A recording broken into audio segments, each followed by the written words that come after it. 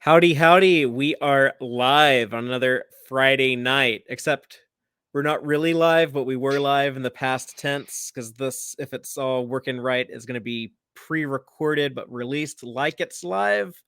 So it's some weird like time travel-y, timey-wimey type thing going on here.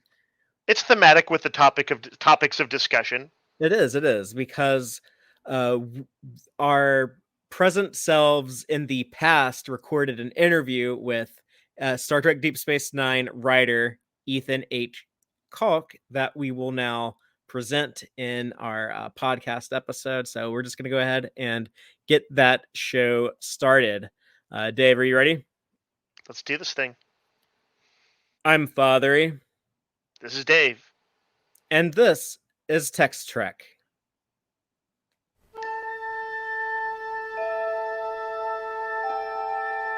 Engage.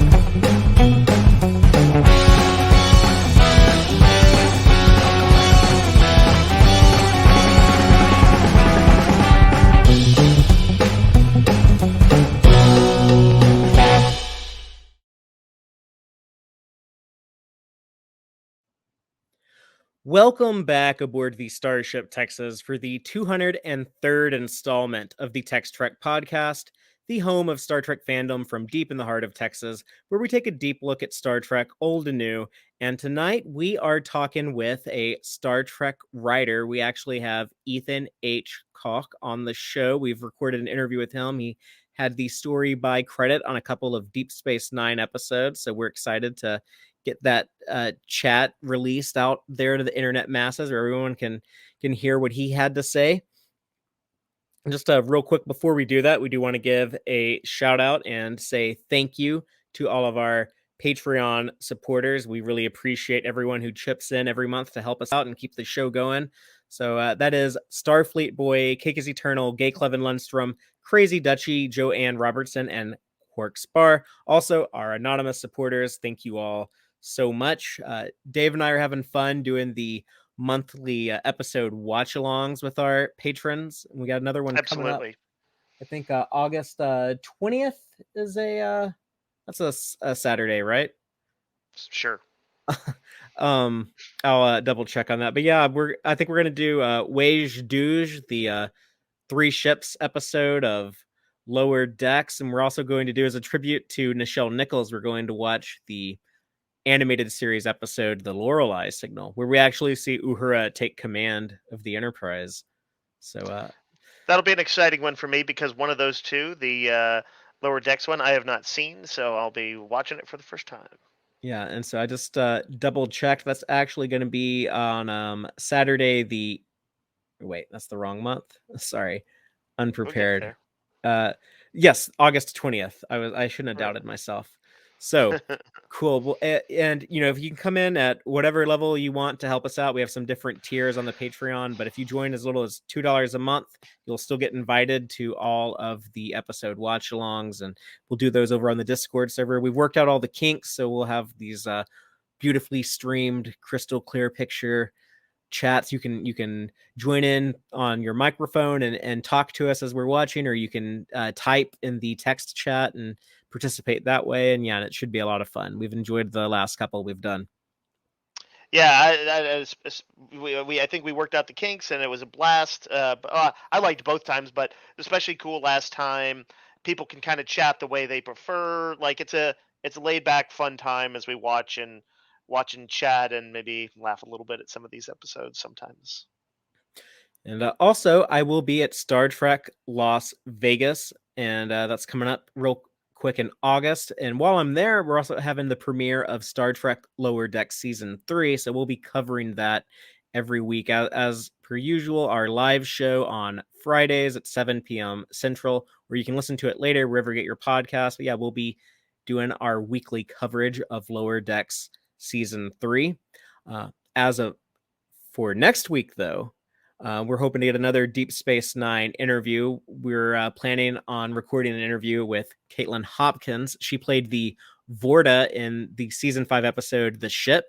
She's also in the Voyager episode Live Fast and Prosper, right? That's or Live Long and Fast, live something like that, some combination of that. It's like Season 6 episode 21. But yeah, it's the one with the scammers impersonating the Voyager. So that should be fun. Look out for that next week. But Dave, we should just go ahead and or my dog's getting excited. He's ready to hear this Ethan H. Calk interview. So Dave, we should just go ahead and get the interview rolling. So I'm just gonna go ahead and hit play on that now. Let's do it. Hello. So we are lucky enough to be joined by a Star Trek writer, Mr. Ethan H. Calk. He has the story credit on episodes Deep Space Nine Season 3, Episode 17, Visionary, and Deep Space Nine Season 5, Episode 22, Children of Time. So Ethan, how are you doing today? We're happy to have you here. How are you? I am doing great. How about you guys? I'm pretty good. And you're right down the road from us in San Antonio, right? San Antonio, that's correct. Yes, sir. Cool. So you're the third San Antonio freelance Star Trek writer to work on Deep Space Nine that we've talked to. Yeah, that's so weird. The other two guys, Jack and Tony, we sort of made contact in between some of our episodes. We kind of saw little things in the newspaper about each other. So we made contact and kind of been friends ever since. Cool. That's cool. Yeah. It was a secret movement that we didn't know about, the San Antonian takeover. Yeah. It'd be nice. Right? Well, just so we can get to know you a little bit, would you like to tell us a little bit about yourself and your relationship to Star Trek? Was it something that you were into growing up? Was it something that, you were kind of always a fan of before you tried writing for Star Trek? Definitely. In fact, you can probably tell by my age that I was around when Star Trek originally aired. So I would watch them whatever night they were on.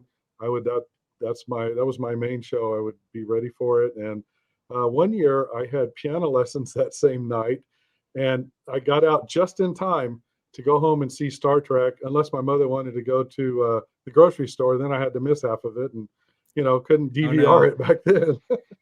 Man, so, yeah. But yeah, I was a fan from the beginning when it was originally on the air. So the original run on NBC in the 60s. Yes. Wow, that is impressive. Yeah, I'm one of the OG fans out there. Yep. That makes me old, but hey, that's all right. No, that's cool. Yeah, that's a but cool also claim to fame. Yeah. It makes me envious. I hit reruns, I'm guessing, for me in the late 70s, early 80s, watching with my family. But to be able to have seen it, actually arriving, even if you occasionally had to watch an episode midway through, right. that's pretty damn cool. Yeah. And it's funny too, because we had a black and white TV at the time, and so I had no idea the thing was such beautiful, rich colors like it is. But anyway. Yep. Out of curiosity, were there any do you remember from when you were watching any certain episodes that popped out for you? Probably not back then. I know there's have favorites now, but back then I can't really think of any that really struck me then, or that I remembered, or at least that I don't remember anymore from back then. Sure. I was just, sometimes it's like, oh yeah, the salt vampire terrified me, or whatever. Yeah. Which episodes would become your favorites? Well, the City on the Edge of Forever, of course, Tribbles. I really like one, and it's kind of obscure, but I love the title for The World is Hollow and I've Touched the Sky. And it's not that great of an episode, but it's got an awesome title. And let's see, Taste of Armageddon, and the one where they sped up. I've lost the title in my head right now. Wink of an Eye. Yeah, that's it. Wink or of is an it Eye. Blink of an Eye, or I always get it mixed up because there's a Voyager called Blink of the Eye. The original series one was Wink of an Eye. Right, yeah. Those are kind of my favorites. Okay, Right cool. So, Any characters in particular that really stood out to you? I mean, I think everybody's favorite was Spock, so probably so. Sure. Yeah. And Well, Kirk, Spock, and McCoy almost functioned as a unit in a Right. way. Right. Yeah, they So were it's like if you liked one of them, you were in on their true. interactions with each other. That is true. That is true. And that's probably what made it stand out is their interactions. Hmm. well, when we talked to Tony and Jack last year, one of the things they were telling us was just kind of the process as freelance writers pitching stories to Mhm. Star Trek back then when they had that submission policy. So Right. the way I understand it is, you would come up with the pitch. If they liked it, they would tell you what specifically they want in the story. Then you go back, write that draft, and then they buy that from you. Right. Right. That's pretty much the way it is. You pitch the story, they say, yeah, we want to buy the story. I don't know that I don't remember them giving me too many details or too much guidance right off, but I wrote the first draft, and then they would come back, they would call me back with all these notes and then do the second draft. And then by then it's sort of out of my hands and the writing staff took over from there. Well, on the first story you did, Hmm. Visionary, that for people who don't remember, that's the one where Miles O'Brien is jumping through time. He's getting these flash forwards to the future, so he's seeing things before they happen. But Uh, kind of short jumps, like 5 hours. 5 hours, right? right. Hmm. Hmm. Was that always going to be like an O'Brien story? That's kind of one of the early like O'Brien must suffer stories, or was it going to be another character? No, my original was Odo. The original pitch was Odo, and they said we've had so many Odo stories. I think we'll switch it over to O'Brien. And it might have even been the first Let's Pick on O'Brien episode when they switched it over because they said, we don't have that many stories of his. So I can't remember whether I think my first draft was O'Brien, but the pitch was Odo, and then they said no, let's switch it from there. Okay, were you still going to have that Out of thing at the end curiosity, where Odo, I guess in your version of the story, would it still have the thing at the end where he dies, but like his future self goes back and takes over? No, actually, that wasn't in either one of my stories. That's something hmm, they added right at the end of the screenwriting process. So that wasn't one of their ideas. That Okay, wasn't mine, unfortunately. interesting. That feels like it's kind of feels like a little Deep Space Nine trademarky as far as like maybe dropping a little edge in there. Right, right, Like yeah, kind of trademark style for them. I was gonna quick right. rewind for just a second and ask, like, what was the length of these drafts? It's like how long does something like that run? Probably 8 or 9 pages double spaced, Okay, and so I don't remember. I don't know how many words that is, but it definitely double spaced and not 10 pages. But it was pretty detailed. You didn't break it down into different acts or anything like that, but it just like one solid story across those 8 or 9 pages. okay. and both of the stories that you worked on, they're both very time travel centric. We have O'Brien going Hmm. Right. into the future in one, and the other one has the Defiant going into the past. Was that Hmm. just a particular science fiction concept that you were interested in telling stories, time travel? I absolutely love time travel. That's my favorite kind of thing, and all the repercussions and all the strange things that might happen. So anytime there's a time travel episode, I'm like, oh yeah, no matter what Well, kind of show it is. you mentioned City on the Edge of Forever as Hmm. one of the favorite episodes. So Right, right. Right. Hmm. Yeah, a lot of the time travel stories in Star Trek are some of the most popular that Right, they've done, like City on the Edge of Forever, or Deep Space Nine did Trials and Tribulations, and right. went back in time there. So that was another big one. Also, The Visitor was a Yes, kind of a favorite DS9 episode for a lot of people, and that was all about time travel. right. I never thought of Right. that till now, but they kind of take your same concept and they reuse it again for Cisco in that episode, huh? Little bit, and there was a Voyager episode that did something Oh, similar to one Chakotay, of yeah. yeah, something similar to one of my two episodes, and so yeah, so I mean, I guess it's such a common trope of science fiction that they just kind of keep bringing it up when they can. Get a different twist to it somehow. For sure. Yeah. I mean, there's so much that you can use that device to sort of comment on. And so you had Odo as part of the original pitch. Right. Was it the same basic concept as we would end up seeing on air? As in, Mhm.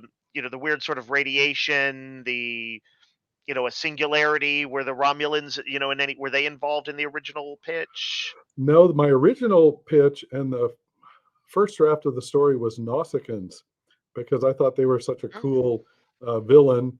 And after the first draft, they came back and said, we've only seen them in one episode of Next Generation. We probably want some villain that we've seen before, that we've heard of, that the audience will know.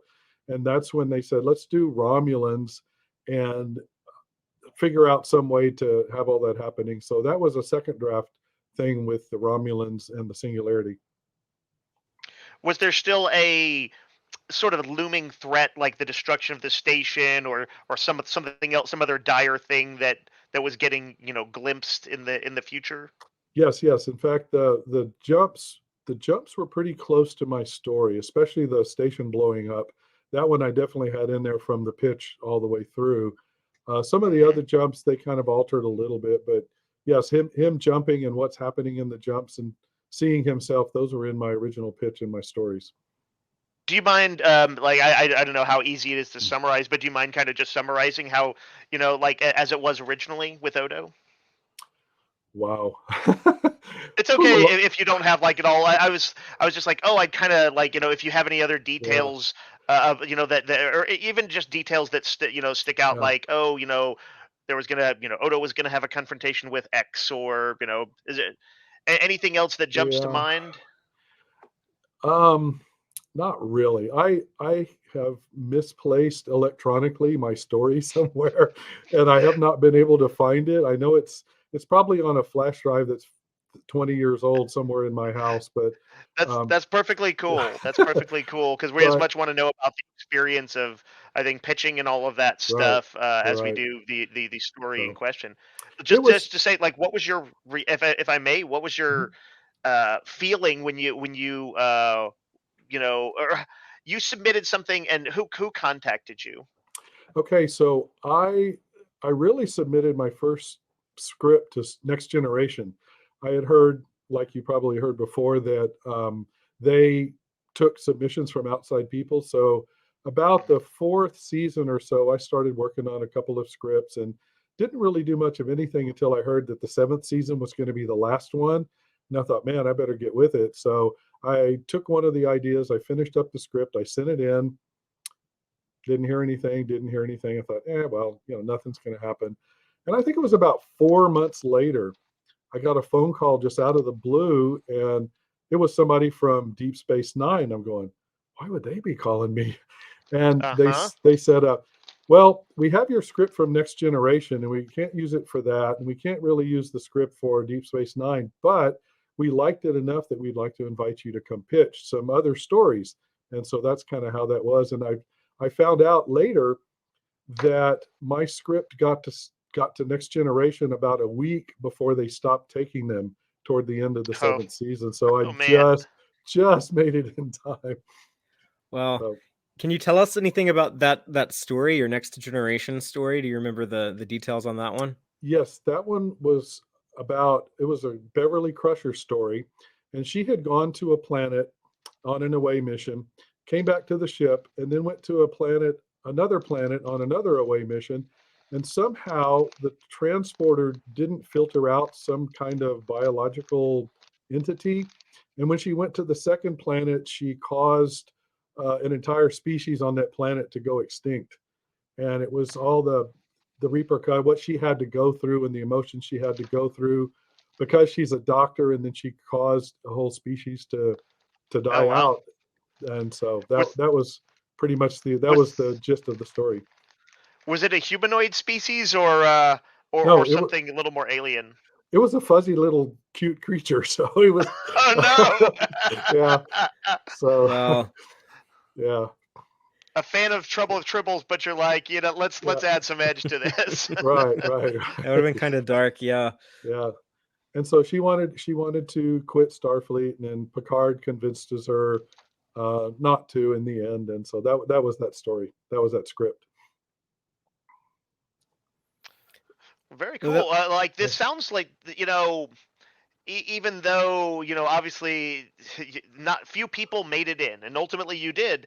Yes. But was the process of writing those stories, even when they weren't getting picked up, was that something that was fun to do? Was it, what was your experience with it?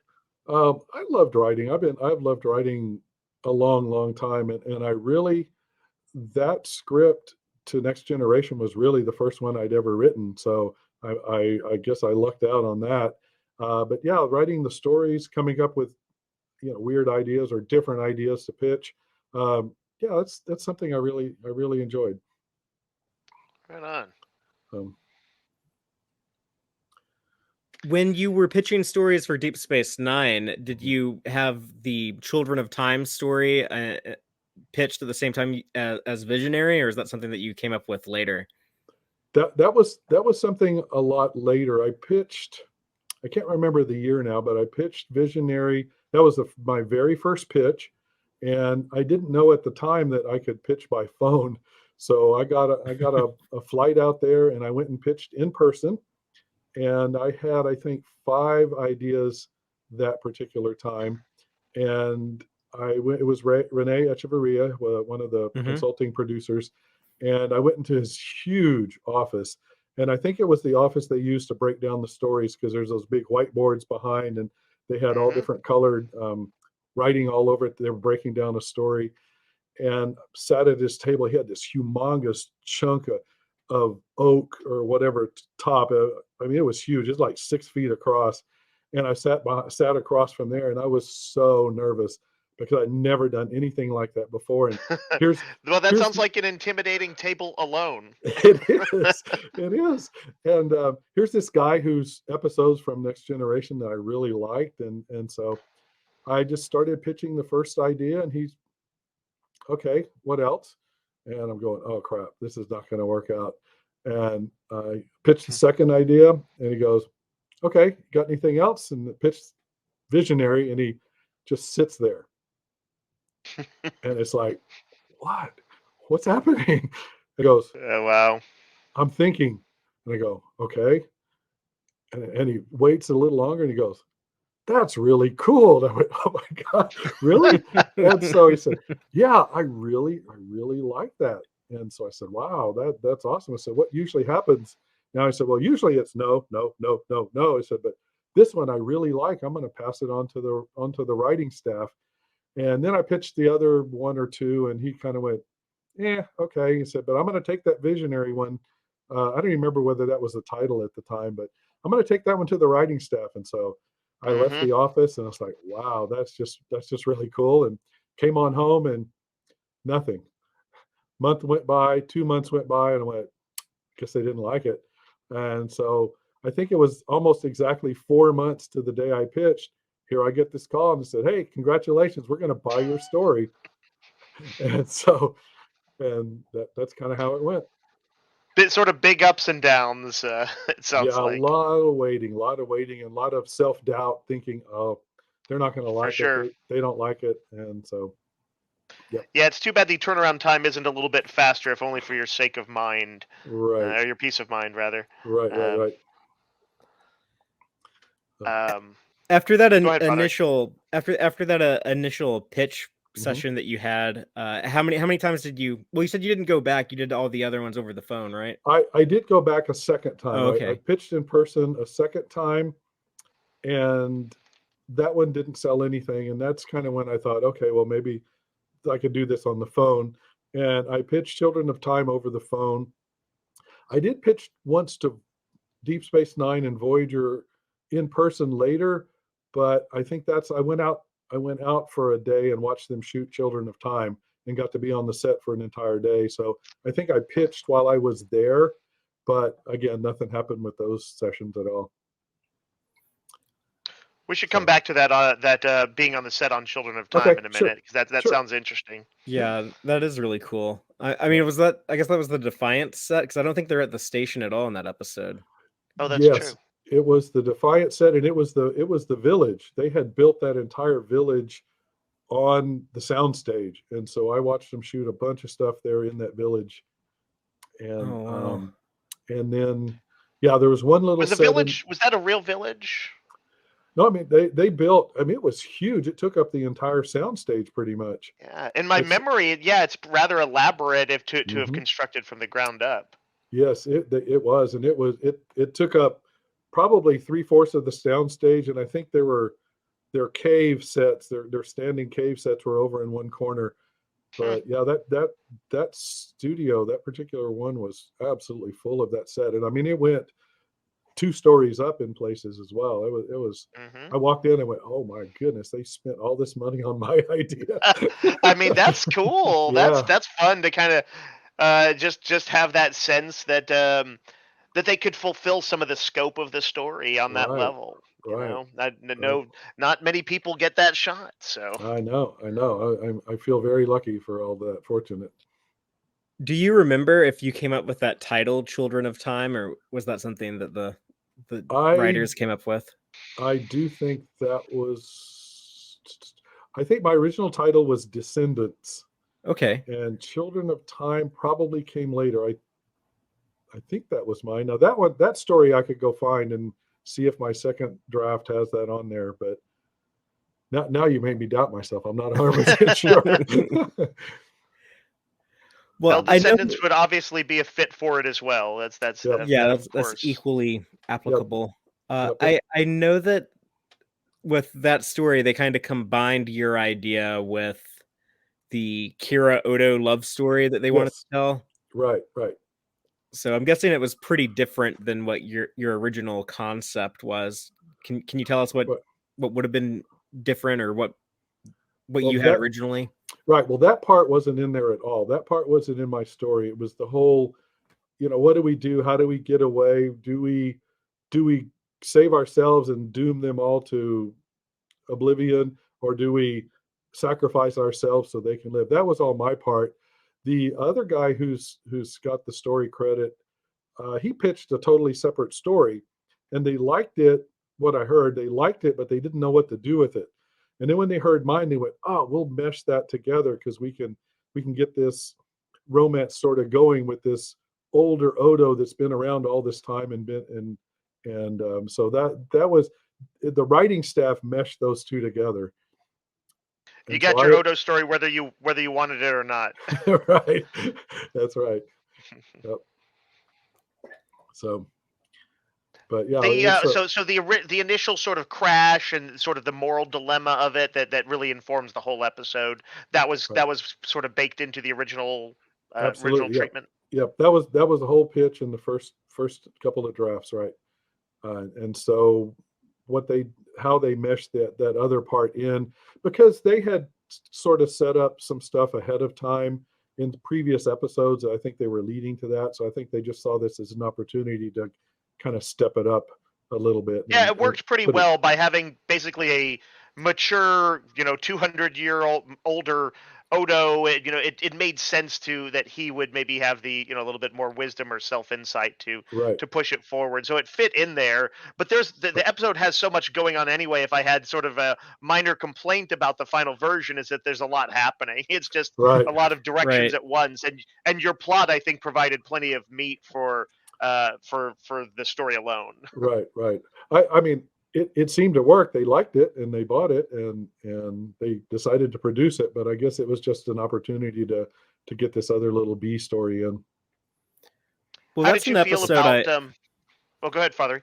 I was gonna say that's an episode I like more and more. Like the more I've rewatched it, I kind of appreciate it more and more because Cool. the moral quandary in it, I think, is so interesting. Like, what do you do? Do you hold your crew accountable for this entire society? Like, do you force everyone to give up your life so that these people you've never met before can exist? Right. And I think the conclusion that I come to is similar to what the characters, where it's like, no, like we shouldn't have to do this, but how can you how can you say that to like, this little girl Molly who's like your great great great great granddaughter, Right, So right.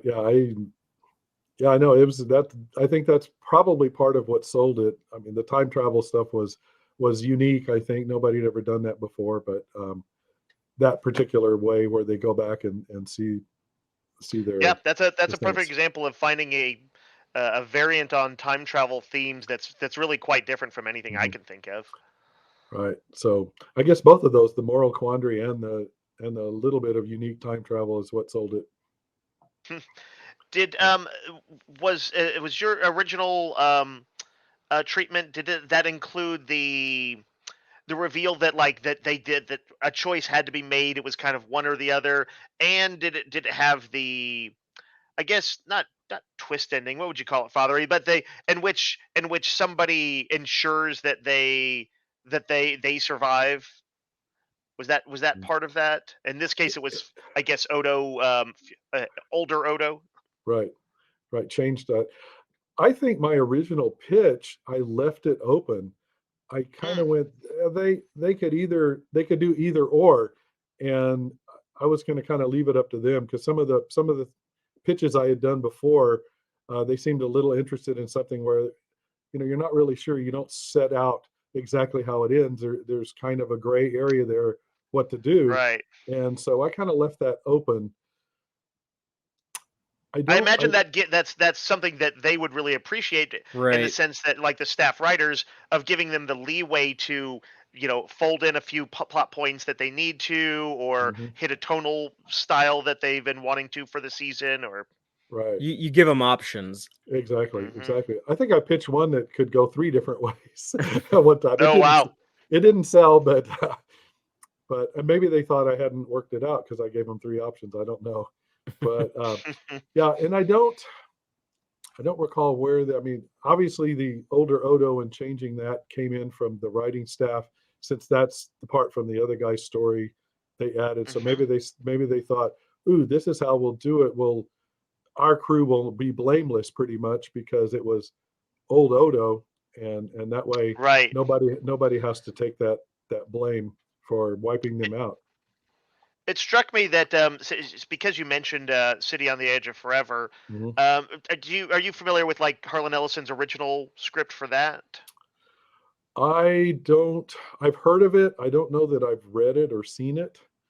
The I foremost change that's, I guess, relevant to the final episode is mm, just that, Kirk does not, or he is ready to save Edith Keeler, and it's Spock who has to stop him from saving uh, her. Or that is to say, yeah, Kirk is willing to sort of risk all, put the universe on the line, for the okay, woman he loves, and that ended up being sort of kind of what Odo did, was what Kirk would have done per the right. original Oh, script. true. Yeah, Yeah, yeah, just one of those interesting little bits. I don't think it was necessarily a conscious influence on him, but just right. just kind Hmm. of interesting.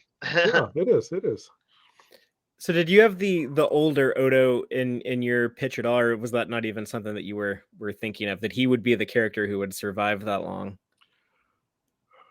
That's another good question. I should have looked at my story before I did this Oh no, today. that's okay. But Yeah, it I, I remember a lot of what I had in my story is ended up in the final episode.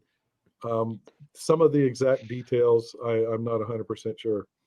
what about those other characters? Like I think it's Yidrin Dax is Yeah, the descendant. I I know I had a Dax descendant. It had a different name. I did not come up with the Sons of Moog. Unfortunately, that was a cool touch. I I don't know whether I named them exactly the same, but I know I did have names and I did have who they were descended from, and things like that in the original story. Still kind of like an agrarian type society, Right, frontiersy. right. And mine though, they said 8,000 people will die. Well, I had sort of extrapolated it out. If they had 52 people originally, and then those people had some children and children, after 200 years, it should have been a couple 100,000 that would have been Oh, wiped out and ceased to exist. But they went with the 8,000. So I mean, I guess that's okay because because you would have people who born and died 150 years before they even came through. So I suppose when you're dealing, if with the number dropped to 8,000, mhm. it makes it a little bit easier to imagine. Like, oh well, we could, if they have to go, it's 8,000 people is a little less heavy on the conscience than Maybe so. 200,000 or something like Maybe that. so. Maybe And it's so. weird to have that kind of moral calculus, but our heads do it when we watch stories, no matter whether we want Right. them to or not. That's Yeah, true. That's true. easy Yeah, I for an audience to I actually worked it picture out by that. math to figure out how many there might be, but I'm fine with the 8,000. That works just as well. I mean, that's kind of one of those neat little sci-fi things, though. Like, Yeah. do you have any broad preference of like sort of more hard sci-fi or lighter, softer sci-fi as far as just your own personal interests? Because that's a little kind I of think, neat hard sci-fi detail. yeah, I'm anything sci-fi, I think. I'll take either Yeah, one. Yeah. that's legit. That's Yeah. legit. Um, Well, just speaking of like sci-fi like that, because that's got me thinking now. In Visionary, if originally you were gonna have Odo be the time jumper person, mhm. and it wasn't gonna be the Romulans causing it with their ship, because you were gonna use Right. the Nausicaans That's good. instead. Mhm. Do you remember what your device to create the time jumps, like what would have been the genesis of it within the story? That I'm a little unclear of too. It's I wish I could find that original story, um, but yeah, that was like 1993 or so when I pitched that. Sure, So yeah. it was a while That is back. pretty wild to Yeah. realize. Um, yeah, like it's one of those things where in some ways the catalyst isn't so vital necessarily as how it interacts with the characters. That, or Right. at least that's usually the case for Star Trek stuff. Right. Um, Right. but And they ended up tying it into the plot, with the Romulans, so it was Right. like right. very keyed into it. But I Right. imagine there's many Star Trek sort of concepts that could get the ball rolling. Sure. Sure. And in a television series, it's all about the characters. You have a neat plot, but like original Star Trek, you may not remember half the plots that went on, but you definitely remember Kirk and Spock and McCoy and all the other characters and who they were and what they did. So Hmm. I think a lot of if you want to be successful pitching, you really have to work on the characters and what happens to them and what they go through and what they learn and things like that. So For that's sure. why I've forgotten some of the sci-fi details. Sure, yeah, Yeah. it's a bit trivial in the big picture. In fact, Right. in that episode, in the final, shot version, it doesn't even show you what happened to O'Brien. The episode opens with him, waking up on the floor after he was exposed to the radiation. It's like all of Hmm. that's kind of very secondary details. In fact, when Right. Dave and I we were talking about preparing for our interview with you the other day, Mhm. and he asked me what was it again that caused O'Brien to time jump, and I was like, you. I think maybe he got like shocked by. Yeah. Remember he was like working on something, but I did. It was Yeah. radiation. The He was. radiate, but Yeah. that's how trivial it is. Like, yeah, it Yeah. doesn't really matter at all. Yeah. He was down in the little pit and got zapped. Yeah, Hmm. it happens a lot. Some Cisco gets zapped and starts seeing the future too in a Boy, later episode. So they need to Star. work on their machinery somehow. I mean, That's right. Star yeah, Trekky stuff just sometimes happens. yep. Yep. well, that's pretty cool. And So, I was also going to ask in Children of Time, mhm. was it always going to be like the Defiant, like that entire ship crashed somewhere, or was it ever going to like use like the station or something else? Or No, I believe it was the Defiant. I can't remember what season they brought the Defiant out, but that was always okay, it was always the pitch because the runabout only holds a few people, and here we had the Defiant held 50 something, I think, and so we had enough people on board to be able to start a new civilization when that happened. so I like that idea. They kind of use like the ship parts to start Right, building their settlement. It's kind of right, like Space Seed or Wrath of Khan with the right, because right. they're living in like the remains of the Botany Bay, I think, on That's City Alpha correct. 5. Right. The Now, Defiant definitely works better, I would imagine, than a little shuttlecraft where you would have a rather small and dangerously small genetic pool. right, right. Now, I've seen comments that the genetic pool was probably too small already anyway, with that many people. But Right. Yeah. Yeah. I really liked some of the things that the writing staff did. Where they had Quark be the math teacher. That was their Mhm. idea. That was a fun idea. I wish I thought of it. We talked about that when we I'm watching these episodes for the first time. Fathere's seen them many times, but I'm Mhm. watching Deep Space Nine for the first time. So I just saw the episode of maybe the first time couple weeks ago. Oh, cool. And Father, you were saying that was kind of a way to ensure Quark was in the episode, presumably, even though he was not on the Defiant. Right, Right. right. So But you it was just like a pretty ingenious way to include him, and a funny scene too. to Just Right. sneak Armin Shimmerman into an Yeah. episode that his character really didn't have any other Right. use for. I don't know if there was a contractual thing where he had to appear in every episode. I don't know the main characters. I don't know, but that was a clever way to bring him in, I thought. mhm. Yeah, I think they have to appear in a certain number of episodes, Oh, okay. and That unless makes you're sense. the lead and maybe one or two others get Right. every episode. Right. So Avery Brooks is in Ethan, every episode. Mhm. I think I know the answer to this, but when I came in on I'm gonna say reruns of the original series, but it was definitely Mhm. that was my show.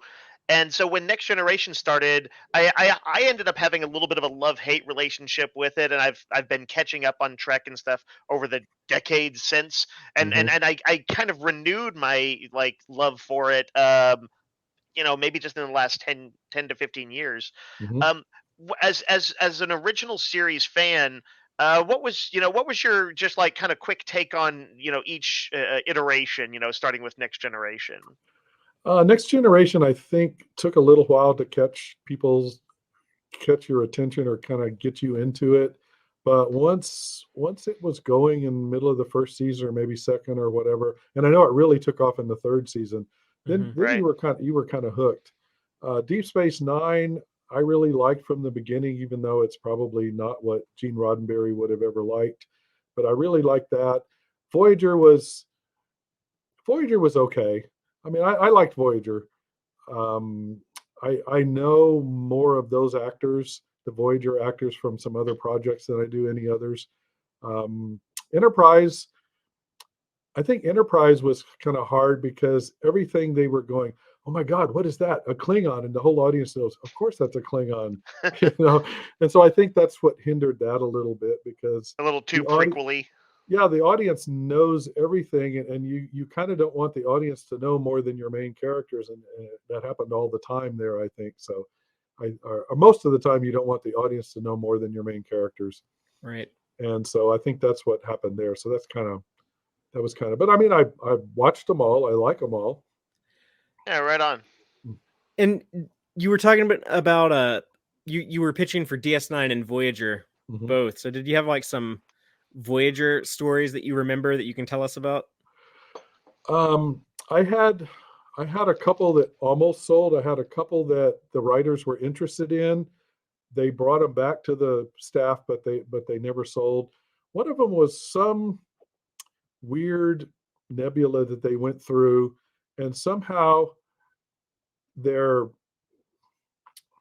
essence, personality, soul, whatever, transferred to other people. So all of a sudden, Chakotay found himself in Janeway's place or in Seven of Hmm. Nine's place, and they didn't really know how to do the other person's jobs, and they had to kind of number one figure out how to run the ship because everybody was lost kind of that way, and then also to figure out how to get themselves back into themselves, and that one they kind of liked. Another one they liked was they come across on some planet this little interesting pyramid looking device where they can record their memories into there, and they can record memories and just to have them, and they can play them back, and they see them exactly as they happen, not kind of vaguely as they remember them.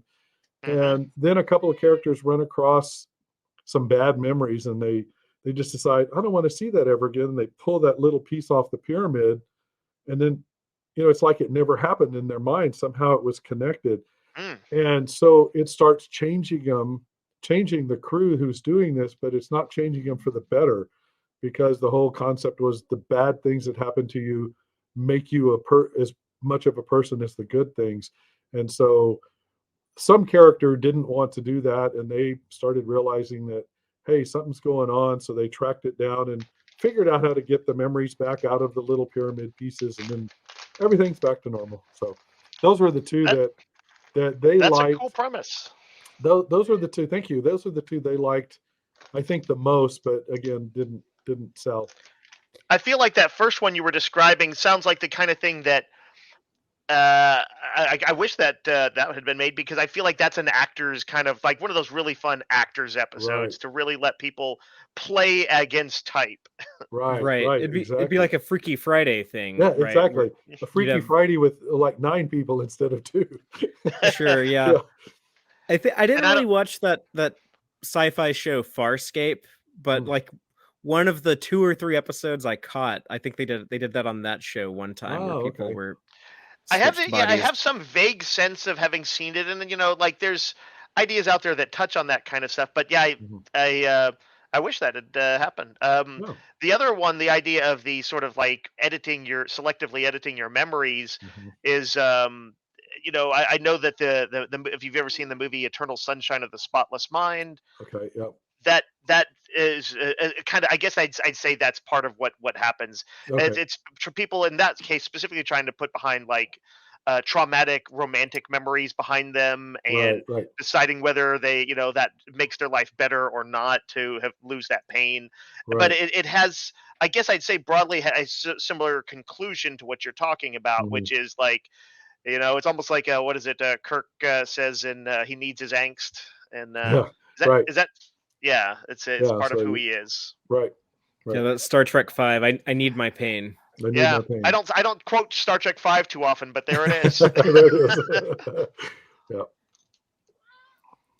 And I can see why they would like both of those, Mhm. because when I'm watching all of these older Star Trek shows I've seen a million times, I kind of think, behind the scenes, where the producers and writers thinking both those episodes sound very affordable, because Mhm. you don't need to Mm. bring on guest stars. You can shoot all of that stuff on the ship sets, Right. make it a bottle episode. So Bottle yeah, show. Right. Right. I'm not surprised that they liked both of those. Were those types of factors that you considered when you were coming up with your stories? Sometimes it's good to have those. Sometimes it's good to go all out. And I think it's just the ideas that came to me is what I pitched. And I mean, sometimes, yeah, oh, we can't afford to do that. That would be, we'd have to build a whole set for 2-minute scene. We just can't do that. So yeah, I mean, all that factors in. Timing factors in. I pitched one idea one time that I had forgotten to pitch the previous time. And so I went, after I hung up and everything, I go, dang, I forgot that one idea. I guess I was really nervous. So I'll just pitch it next time. Well, next time they said, hey, that's a great idea, but we're doing an episode almost exactly like that. And I went, oh Oh, crap. That could have been mine. Oh no, do you remember what yeah. it was? um let me see, which one was that.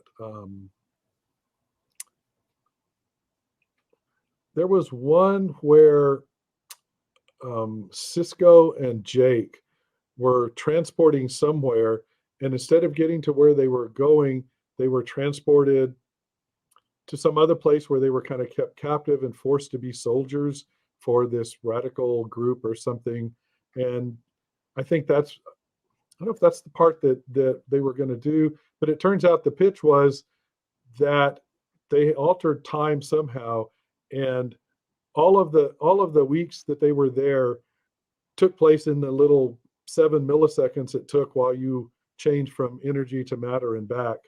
And Hmm. and so I don't know if that's the one that I forgot to pitch or whether it's something similar, but it seems to be that one. But now I can't think of the similar episode that they were doing. But anyway, There's one where O'Brien experiences an entire prison sentence in like a matter of minutes or a day or two or whatever. Like it's maybe essentially Right. that's uploaded into his brain, so yeah. he feels that he's Okay, experienced it. that could have Conceptually, there's some Right. crossover. Yeah, that could Hard that could Time. I think that was in yeah, hard season time. Yeah, 4. that could have been it, But because that would have been about the right time. Season 4 would have been about the right time when I Okay. was pitching that. I have Okay. to imagine those kind of heartbreaks are unfortunately somewhat common for anybody doing the pitching process. Boy, you got to have a thick skin, and you have to know, Yeah. you have to be able to take disappointment, because I don't know how many ideas I pitched, maybe 60, 70 total, and only 2 of them. They bought only 2, so there's like what 68 disappointments. But Right. Yeah, you're yeah, that is a really good point. Just yeah, the resilience and the kind of mhm, yeah, and a thick skin for sure. right. And some people you pitch to are nicer than others. Some of them Sure. are some of them are like you could tell that they're like, who is this idiot? And and one time I pitched a Voyager. I think I was there for Children of Time when I was watching, and I kind of scheduled a Voyager and a DS9 pitch at the same time. I think Mhm. those were at the same time. Anyway, I was out there for something, and I pitched, and I could tell the writer's face. He was just going like, "What kind of crappy ideas are these?" So I must not have had that great of an idea at that particular time. But then others were just as absolutely nice as can be. So Who was the Voyager writers that you were meeting with? I pitched to Brandon Braga. He Okay. was extremely nice. He was the one who liked one of those 2 episodes and was going to take it back. Um, the one that, well, I don't want to say anything bad about anybody, but there was a writing team on Voyager, and it was one of those 2 guys. I don't even remember which one now. There were 2 guys that always got dual credit, and so I can't remember even which guy I pitched to, but I could just tell by the look on his face that he was not impressed and was wishing that I would finish and go away. Yeah, So Tough crowd. man. maybe he had a bad day or something. I don't know, but anyway, that's just the Yeah, I guess impression it's I hard to got. know, and it's like to your ego, to your mental Yeah, state. It's almost irrelevant whatever got him in that place. It just was just like, yeah, oh, that was yeah, brutal, that was tough. yeah. And it could be that those writers hated taking pitches like this. I don't know. I mean, I guess if I was on the staff, I would have been okay with it. But maybe it was just really I have to take pitches. I don't want to do that. I got writing to do. Maybe that's how some of them were. I really don't know. Well, I mean, when you were they there, go ahead, Father, just Dave. real quick, did they what or I mean, I guess this question to everybody, but did they what led them to stop taking pitches? Was it a legal thing? Was it just a changing I of creative developers? I'm not sure. I think they took them during Enterprise. I never pitched to Enterprise, but I think after Enterprise or partway through Enterprise, they just decided to stop. They had to. I know legally it had to be a verbal pitch. You couldn't hand them anything written Mm, because if you handed them written and they liked it, then they'd have to pay you for that piece of paper. It had to be verbal, and not until they told you they're buying the story could you write anything for them actually. So I oh know wow. that was part of it. And but yeah, I'm not sure why they stopped, but I know there were still people pitching Enterprise, Yeah, but I I think don't they know. stopped in season 2 of Okay, Enterprise. maybe so. Maybe they just It decided they was I didn't know it want to was do that. mainly one of the producers' initiatives, right, Fathery? Michael Pillar Michael Pillar, right? got the Yeah, ball rolling on that Right, when right, he right. came to Next right, Generation, season 3 of that show. right. And if I remember right, the Writers Guild strike was there in the middle of Enterprise, and that could be what stopped it as well, if I get my dates correct. Yeah. So, yeah, I was speaking of Michael Pillar. I got him for a pitch one time, and I thought, oh, this is great. If he likes it, he doesn't have to take it to the writing staff. He's the boss. But unfortunately, he didn't buy any either. Yeah. So, Well, it's cool to get to like go over there and meet those people and yep. see the sets and see the the actors working. Did you get to visit any of the other sets besides just the Defiant? Like, did you get to like walk around on the promenade of the station or anything like that? I did. When I went over there, Renee Echeverria was the one who bought Children of Time as well. And when I went there, I arranged it with him. I said, "Hey, can I come out and watch him shoot?" "Oh yeah, come on someday." So I went. And I went to his office, and he said, "Well, here, let's go walk around." And he took me to the promenade set and all the I don't know if they were on 2 or 3 sound stages, but he took me everywhere.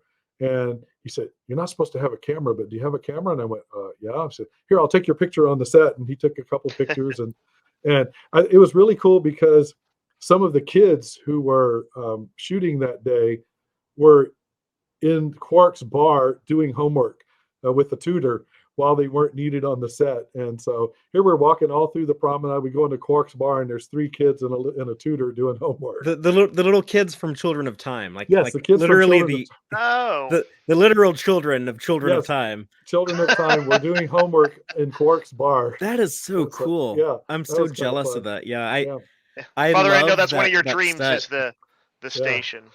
yeah. And so then we went to the soundstage where they were shooting, and we kind of hung back. And then when they stopped for a while, Renee walked up to the director and said, "Hey, this is Ethan. He's the guy that wrote this episode. He's going to hang around a little bit, and if that's okay." And the guy said, "Oh, sure, yeah, yeah." And so I just kind of stood back and watched everything. He came over and talked to me a few times. Some of the actors came over and talked to me. Um, they kind of introduced me to Avery Brooks and Terry Farrell, Hmm. and those are the 2 I talked to a little bit. Not really. I mean, I stood back. I wasn't going to bother anybody or anything, Right. but I did get to talk to a few people. That was really cool. And then Renee had to leave, and he says, I'm not supposed to leave you here in the set, but I'll write a little note." So he wrote a note to the security guard and say, "This is one of the writers. He's cool to stay on the set." So I still have that little note from Oh, him. that's cool. Yeah. That's fun. So I got there. I don't remember what time. I probably got to the set about 11 in the morning, and they were shooting late. I mean, I probably 11 o'clock at night, I left. I mean, I stayed until they wrapped for the whole day. Wow. Hmm. So Yeah, that was, yeah, they'd have to drag yeah. me off of that set. I wouldn't I want to know. leave. I know. I know. I was just, that's so awesome. I just glued to everything. And I can even tell you in certain scenes where I was while they were shooting it. So Oh, how I still cool. remember to this day. I don't know if you remember that very last scene where Odo tells Kira that he's the one who changed the flight plan and he Hmm. was responsible. There's a big medallion on the wall behind her. On that wall, I'm standing right behind that wall. So I was Oh, listening to that's this. fun. I was listening to the scene being done right behind the wall. So anytime I see that, I go, "Hey, I'm right there, right behind that wall." Oh, that's Cool. pretty Yeah. cool. So That's a fairly emotionally intense scene, yeah, and it was. It was, and they did it over and over, different angles and everything, and so that was really cool to be able to sort of watch, but definitely listen to them do that the whole time. hmm Yeah. So Next time I watch Children of Time, I'll have yeah, to remember that. Like yeah, think like, oh yeah, there's we'll Ethan. mentally edit you yeah. in there. There you go. There you go. Also, that scene where Cisco was playing catch with the kids, I was kind of right on the other side of the camera for that one. Yeah, So that was kind of fun. pretty iconic from the the baseball Yep. captain. Yep. Hmm. Well, you mentioned that you know the Voyager actors a little better Yep. from some other projects you were Yep. involved with. I know Right. you've done some of the fan film stuff. Is that Right. what you're Right. talking about? Like writing Yes. on some of that? Right. I was one of the writers on Star Trek of Gods and Men and Star Trek Okay. Renegades and Renegades the Requiem. And I think because Tim Russ directed a couple of those, Hmm. he brought all his friends, he called up all his buddies. And so Garrett Wong and Ethan Phillips and Robert Picardo and Hmm Tim and let's see, Chase Masterson. Well, she was Deep Space Nine, but yeah, I mean, I worked with all those people. I was on the set for most of those as well. Right. Garrett And Wong is actually in uh of Gods and Men, right? yes, When yes. he had long hair. Yeah, he had real long hair, and he played Oh the yeah, alternate version of him. Of that's well, he right. That's actually right. he wasn't even himself. He was just another character. And Right. so yeah, he is so funny. He is so cool. I really liked him. Yeah, he's a cool Yeah, dude. I've met him yeah, at some conventions and stuff, and yeah, he's yeah. a lot of fun. It's Uh, sad they never gave him comedic stuff to do because I know. he's a funny guy.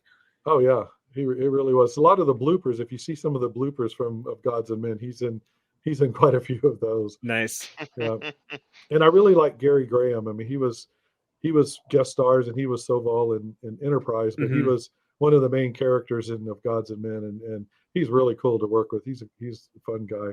And then I got to meet Alan Ruck and Walter Mhm. Koenig and Nichelle Nichols, and I even had a um, Jack Trevino who we were on that project together. He and I went up to her hotel room one night and worked on the script with her, and we met her up there and went down in the bar of the hotel room and just went through the script and worked on it with her. So that's a memory I have, especially I remember that really well now because she just passed away. Right. Yeah, Yeah, that's wow. incredibly cool, especially being a fan of the original series. Right. So many of those iconic episodes were written Right. by her. So, Right. And so, yeah, I got to know her well, as well as you could, just being on the set while she's working. And Walter Koenig, I've worked with on 2 or 3 and talked to him several times, talked to him about scripts and everything several times. oh yeah, And because he's a writer as well yes, as an actor. right. And let's see, Yeoman Rand was in Of Gods and Men, and so I have a picture with her as well. Oh, nice. Grace Lee Whitney. Hmm. Mm-hmm. So anyway, so that was really cool. But yeah, Voyager actors, there were a lot of those in Of Gods and Men and Renegades. So um, those are the ones who I've met and I guess you could say worked with, even though I was just in the background and I was the writer guy that they didn't like a line. Yeah, Well, cool. Yeah, they but, seem like a fun group to hang out with and yeah, work with. yeah, they really are. It was a blast working on those things. You mentioned having a lifelong love of writing. Is Mhm. there other writing that you've done besides the Star Trek stuff we're talking about? I have done the guy who produced Of Gods and Men and Requiem and Renegades. I've been working with him ever since Of Gods and Men, and we together and with also with Jack Trevino have written some other sci-fi stuff, and some other scripts. I worked with Sky by myself on one called Cosmos Thirsty Tentacle Bar and Grill. It was a Mm-hmm. pilot for a sort of a Twilight. Let's see, Cheers meets Twilight Zone type thing, and it took place in a bar. And you had all the main characters, but then you had like the guest characters come in and start telling their story, and that would kind of like be the B story. That would kind of be the Cheers part of it. And we actually got that produced and shot, but we're never able to sell it to a network or a streaming service or anything. Ah, And so that's we're it. Yeah, that's I'm sure kind of a heartbreak. yep, yep. And so that was really cool and fun to work on. But yeah, And as a project and a yeah, creative outlet, that sounds like a yeah. blast. I don't know if it's out there on the internet or not. I mean, I know I have my copy of it, but I don't know whether it ever got put out on the internet. I'm not sure. I'm not sure if it's on YouTube or something. But Oh, anyway, that sounds like an interesting premise. I'll have to see if I can yeah, find it somewhere. yeah. And we had what's his name? Drake Bell was in it, and he was like the main character, and he was kind of the one they all picked on. Ethan Phillips played Cosmo. He had 4 tentacles, and he was kind of like a half octopus. And Robert Picardo was in it, and a few others. So we had somebody from Stargate. Her name slipped my mind right now. And so yeah, that was a really fun project. Okay. Yeah, you really do like working with those Voyager Yeah, people. I know, right? Either that or it's Tim Russ calls him up when he's directing. Hmm. Yeah. So although Cosmos was not, Tim didn't direct that. It was actually directed by Stephen First, who was in Babylon Oh 5 yeah, and Yeah. yeah, Flounder. yep. Yeah. So he directed that, and we kind of I wrote the script, and then we kind of worked on some extra bits together. And so sadly he passed away because he was looking at another script we had done he was interested in, and then he passed away a couple of years ago, I guess. Yeah, there's been a heartbreaking number of losses there. Hmm. Yep. So, but anyway. Well, that does remind me though. I've heard this before that after they buy a couple of pitches from you, that Hmm. some of the Star Trek shows they would offer to let people do the actual teleplay screenplay draft. Right. The second one, Children of Time, they're when they told me they bought the story and I wrote the story, and they said, you know what? Normally, a second timer like you, we'd give you a shot at the first draft of the script. So, but we are in a big time crunch right now. We got to get this thing done and into production right away. And so they actually apologized that they didn't give me the shot at the first draft of the script. So I probably would have been able to go out there and do the whole breakdown with them and all that stuff. But It's okay. It turned out wonderfully, and I have no regrets. Yeah, I mean that's too bad. It was cool that they were courteous about it. Yes. Appreciate the professionalism there. Yep. Yep. They were always very professional in working with you, and I mean, once you sold something, it was like you're in, and you could call and, hey, I'd like to pitch. Okay, here, what time do you want? That kind of thing. And so just literally, hey, if you got some more ideas, call us up. And Hmm. so, but yeah, but working on those two especially was just the greatest. Yeah. So, Yeah, I like that Tony and Jack told us some similar things about, like, mhm, it sounded like people were mostly pretty nice, when they got to go over there. So I'm right, sure that felt pretty cool. yeah,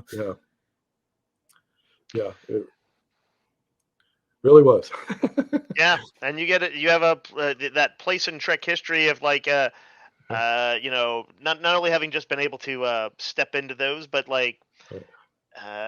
the yeah, the episode that Children of Time became, did set off a like big arc for Odo and Hmm. Kira. Right. It's just cool to have been like in the mix I there. know. I know. It's really hard. It's still hard to believe all these years later that, I mean, I have what I say is my 6 seconds of fame. My name was on the screen 3 seconds twice. So, yeah, but And yeah, I believe I read somewhere that as your day job, you're a teacher, or you were a teacher. I don't know I if am you're a retired teacher. okay. Yes, I used to teach video production among other things, and the last few years of my career, I taught video production, which was really cool because when we were shooting Renegades, I went out there and I shot behind the scenes video. I did interviews with Tim Russ and the director of photography and the script supervisor and the sound guy. All the jobs that I was going to have my students do in their little bitty crews of 4 or 5 kids. And so I was able to use that in class, edited a whole thing together. Tim Russ talking about directing and what's the hardest part and what he likes the best and what you have to do as a director of photography or sound guy. And so it was really nice to be able to show the kids these real life things and these real life people what they do, and to Hmm. have been there and to be able to tell them, hey, I was there, and I actually was part of this project. So that was awesome to be able to do that. I imagine. Yeah. Yeah, that is cool. I like that. So I wish I had the chance to take some video editing classes at some point in my life. I right, dig I that. know. I'm self-taught, but anyway, I really enjoy editing as well. I like the writing. I like pre-production. I don't think I'm very good at I would not be good at being a DP, but I do like editing. So so if I ever do, I've done a couple little short films of my own, and so that's probably what I would do the most if I were going to keep doing that. Hmm. Cool. So Well, I don't think I have any more questions. Dave, did you have anything else you wanted to ask? I think that hit all the major beats. okay. It's been a really cool though, Yeah. and exciting. I've enjoyed being here, enjoyed every minute of it. So I watched a couple of when you contacted me, I watched a few of your episodes. So yeah, y'all are doing a great job. Oh, well, thank you Oh, so thanks, much. Yeah, And thanks. yeah. yeah, we appreciate you taking the time to hang out with us. And Oh yeah, yeah, I'm happy for you that you got like those 6 seconds of fame, because right. even all these years later, I can tell that you still like talking about it, and, Oh and yeah, having those good memories. So I'm glad that yep. you got to experience that, and thank you for sharing some of that stuff with us today. No, Yeah. absolutely. It was my As pleasure. someone who's experiencing Deep Space Nine for the first time, yeah, Mhm. a personal thanks too, because I'm Sure. just having a blast. It's all new to me. I missed it in the '90s because I was like, Babylon 5 is all I need, and I do Okay. love Babylon 5, but it's been a really a blast to watch Deep Space Nine. It's Right. skyrocketed up as in my fandom. So Yeah. so thanks for your contribution. Absolutely. Well, thank you. Thank you. I appreciate it. Well, that is it for our interview with Ethan H. Calk. But thank you, everyone who checked us out this week. And please, by all means, come back next week when we hope to have another interview. We should be talking to Caitlin Hopkins if all of the scheduling and everything still lines up. So that she's actually the first Star Trek actor, like on screen, real like actor, like union paid actor from a Star Trek episode that we've ever spoken to on the show. Unless I'm forgetting someone, I don't think I would forget that. So yeah, that's pretty exciting. Yeah, I'm super hyped for it. So we'll have that available Friday night live at 7 p.m. Central on YouTube, or you can listen later wherever you get your podcast. And until then, as always, live long and prosper, y'all. Listen to the Tex-Trek podcast through Apple Podcasts, Google Podcasts, Spotify, or at tex-trek.com. Like us on Facebook at facebook.com/tex-trek. And follow Fatheree on Twitter at TXTrek. Please support us by liking our videos and subscribing to our channel on YouTube. Thank you and take care.